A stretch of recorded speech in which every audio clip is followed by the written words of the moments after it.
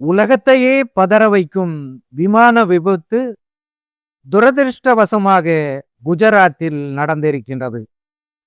இந்திய வரலாற்றில் இதுவரை இல்லாத அளவிற்கு இந்த விபத்தில் உயிரிழப்பு ஏற்பட்டுள்ளது. அகமதாபாத்தில் இருந்து 242 பேருடன் கிளம்பிய ஏர் இந்தியா விமானம் புறப்பட்ட 3½ நிமிடத்திலேயே கீழே விழுந்து நொறுங்கியதில் ஒருவரை தவிர மீதி அனைவரும் கருகி உயிரிழந்து விட்டனர்.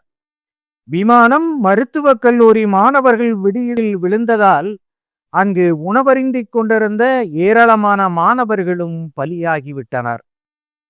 புறப்பட்ட சில நிமிடங்களில் இவ்வளவு பெரிய விமான விபத்து நடந்ததற்கு பறவைகள் விமானத்தின் என்ஜினில் மோதியதுதான் காரணம் என்று கூறப்படுகின்றது.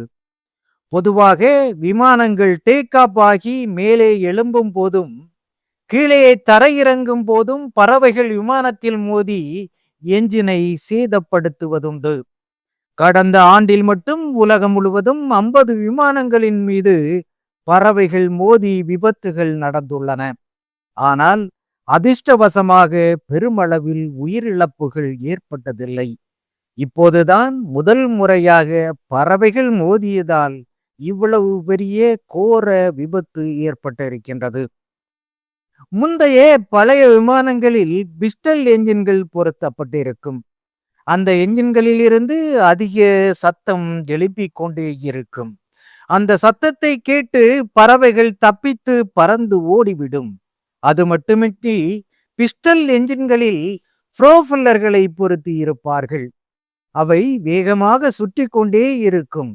ஒருவேளை பறவை பறந்து தப்பிக்காமல் என்ஜினில் மோதினால் கூட அந்த ப்ரோஃபல்லர்கள் பறவைகளை துண்டுகளாக்கி அப்புறப்படுத்தி விமானத்தை காப்பாற்றிவிடும். ஆனால் தற்போதைய நவீன விமானங்களில் ஜெட் என்ஜின்கள் பொருத்தப்பட்டுள்ளன. அவை அதிக சத்தத்தை எழுப்புவதில்லை. அதே நேரத்தில் மிக வேகமாகவும் இயங்கும். இதில் மிகப்பெரிய தொழில்நுட்ப சிக்கல் என்னவென்றால், ஜெட் என்ஜின்கள் காற்றே உள்ளே இழுக்கும் தன்மை கொண்டவை. அப்போது அதில் சிக்கிக் கொள்ளும் பறவைகளும் உள்ளே இழுக்கப்பட்டு என்ஜின் கோளாறாகி விமானத்தின் ஒட்டுமொத்த சிஸ்டமும் செயலிழந்து விடும் என்று நிபுணர்கள் சொல்கின்றார்கள். பறவைகள் கூட்டமாக வந்து விமானத்தின் கண்ணாடியிலும் மோதுவதுண்டு. அப்படி மோதும் போது கண்ணாடிகள் நொறுங்கிவிடும். கண்ணாடிகள் நொறுங்கும் போது பைலட்களுக்கு பார்வை குறைவு ஏற்பட்டு நிலை தடுமாறி விடுவார்கள்.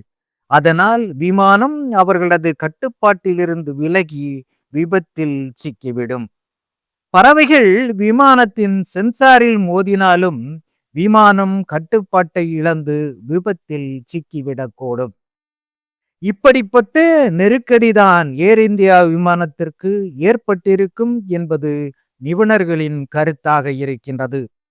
பறவைகள் மோதும் இத்தகைய ஆபத்து கண்ணிமைக்கும் நேரத்தில் நடந்து முடிந்து விடுவதால் பைலட்களாலும் அதை உணர்ந்து சரி செய்ய இயலாது. அதனால்தான் ஏர் இந்திய விமானி எல்லாம் முடிந்து போனது என்ற துயரத்தை குறிப்பிடும் விதமாக மேடே என்று கூறியிருப்பார் என்றும் தகவல்கள் சொல்கின்றன. 250க்கும் மேற்பட்டவர்களை பழிவாங்கியிருக்கும் இந்த கோர விபத்துக்கு என்ன காரணம் என்ற விசாரணை பல கோணங்களில் நடந்து கொண்டிருக்கின்றது. விரைவில் முழு விவரமும் தெரிய வரும். இந்த விமான விபத்தில் உயிரிழந்தவர்களின் ஆத்மா சாந்தியடைய இறைவனிடம் வேண்டுவோம். அவர்களது குடும்பத்தினருக்கு நமது ஆழ்ந்த இரங்கலையும் தெரிவிப்போம். நன்றி, வணக்கம்.